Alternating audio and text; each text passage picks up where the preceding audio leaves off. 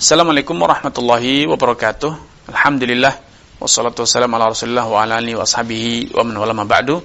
Kaum muslimin dan muslimat peserta grup Dirasat Islamiyah yang semoga senantiasa dirahmati Allah Subhanahu wa taala. Al-Imam Abu Syuja' rahimahullah menjelaskan seluk-beluk hukum zihar. Al-Muallif rahimahullah, Al-Imam Abu Syuja' menjelaskan atau mengawali penjelasan masalah ini dengan mengatakan bahwa ziharu an yaqula ar-rajulu limra'atihi anti 'alayya ka dhahri ummi. Zihar itu bila sang suami telah berkata kepada istrinya, engkau itu bagiku bagaikan punggung ibuku sendiri. Aku sudah tidak bernafsu, tidak ingin menggaulimu, tidak tergoda ketika melihatmu seperti tidak tergodanya diriku ketika melihat punggung ibuku. Dari penjelasan al-muallif ini, Al-Imam Syuja' dapat difahami bahwa yang dikatakan zihar dan yang itu oleh Allah SWT dikatakan sebagai zur, perkataan dusta, adalah bila menyerupakan istri dengan ibu kandung dalam hal tidak adanya nafsu, tidak berseleranya sang suami ketika melihat istri, ya. Namun ketika menyerupakan istri dengan ibu kandung bukan dalam rangka menghinakannya, bukan dalam rangka mempersepsikan bahwa dia tidak bernafsu seperti tidak bernafsu dirinya dengan ibu kandungnya, tetapi menyerupakan istri dengan ibu itu justru sebaliknya, memuliakan. Karena misalnya dia mengatakan, kamu itu cantik seperti ibuku, kamu itu prigel, pandai dalam masak seperti ibuku, tanganmu itu bagaikan lihai ketika mengolah masakan, kamu itu wajahmu seperti wajah ibuku, walaupun ibuku itu sudah tua tetapi tetap cantik jelita, awet muda, kamu itu pun sama, awet muda seperti ibuku. Sehingga walaupun secara redaksional mirip, tetapi motivasi dan tujuannya berbeda. Maka perlu difahami bahwa menyerupakan sang istri dengan sang ibu dikatakan sebagai zihar, dan itu adalah perbuatan yang haram.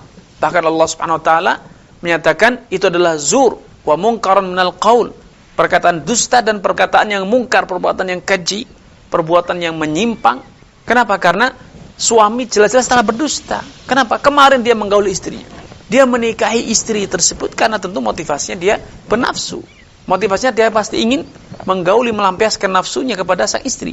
Tiba-tiba sekarang dia mengatakan, aku tidak bernafsu. Jelas ini menyelisih fakta. Karena itu Allah katakan zuron sebagai perkataan dusta.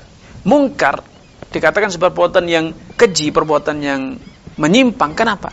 Karena seharusnya istri, walaupun dia sudah tua renta, walaupun dia sudah lanjut umur, walaupun dia tidak lagi cantik jelita, tetapi tidak sepatutnya sang suami memperlakukan istri semacam itu. Pasti itu akan menyakitkan, pasti itu akan menyedihkan sang istri. Apalagi selama ini sang istri sudah terbukti berjasa, setia, melayani. Sang istri juga sudah mendampingi hidupnya puluhan tahun bahkan. Tiba-tiba berkata, kau itu jelek, aku tidak bernafsu. Tentu ini adalah bagaikan membalas air susu dengan air tuba. Pengabdian sang istri, kesetiaan sang istri, pengorbanan sang istri ternyata bukannya diapresiasi, bukannya dipuji, bukannya dibalas dengan yang baik, justru malah diperlakukan atau dihina, direndahkan, bahkan disakiti. Karena itu para ulama sepakat zihar itu hukumnya haram dan pelakunya berdosa.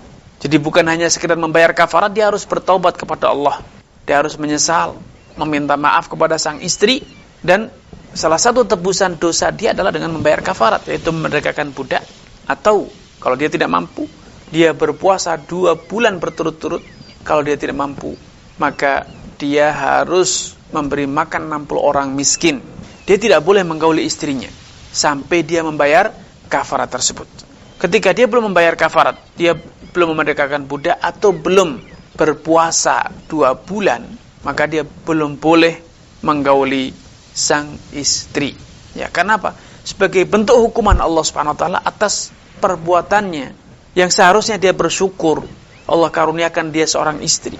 Dia memiliki istri yang menjadi tempat dia melampiaskan nafsunya, membentengi dirinya selama ini dari perbuatan zina. Bahkan dari sang istri itu dia memiliki anak keturunan yang akan melanjutkan nasabnya.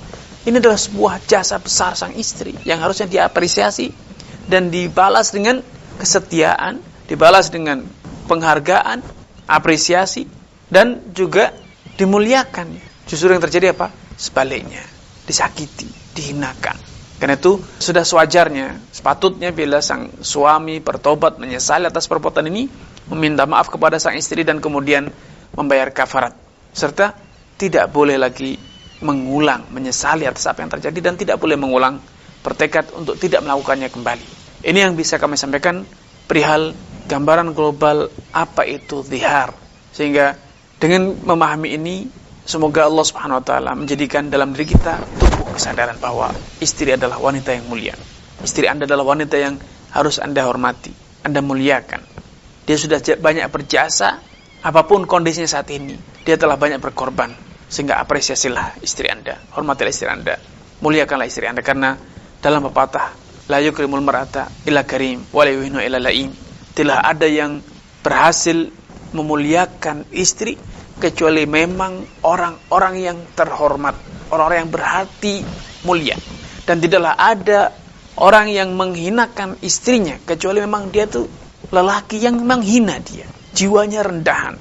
Jiwanya adalah jiwa orang yang hina dina, sehingga dia tidak mampu, tidak akan pernah bisa memahami arti kesetiaan. Dia tidak akan pernah mampu memahami arti pengorbanan, pelayanan, dan dedikasi sang istri yang setia kepada sang suami.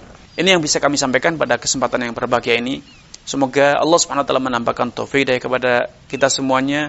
Kurang dalam binyasan, mohon maaf. Billahi taufiq wal hidayah. Wassalamualaikum warahmatullahi wabarakatuh.